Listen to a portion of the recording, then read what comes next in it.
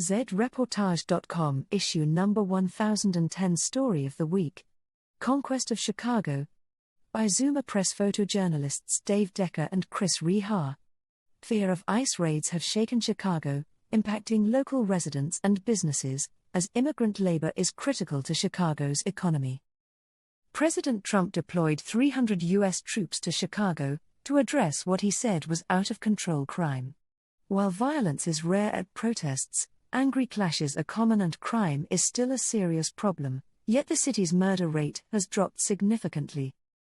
Overall crime levels in Chicago remain higher than the average for many U.S. cities.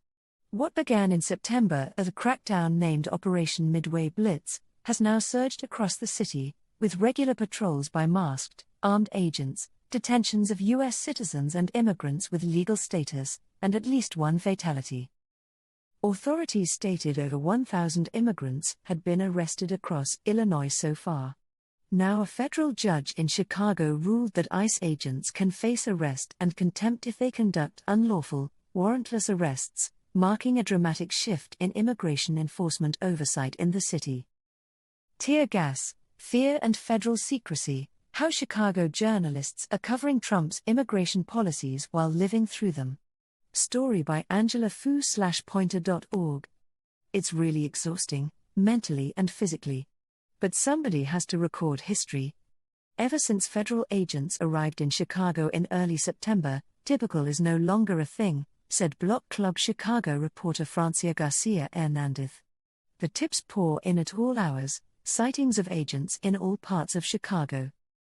Many of them are masked, in the city to find undocumented immigrants. Many of my sources are afraid. Many of them are still in shock.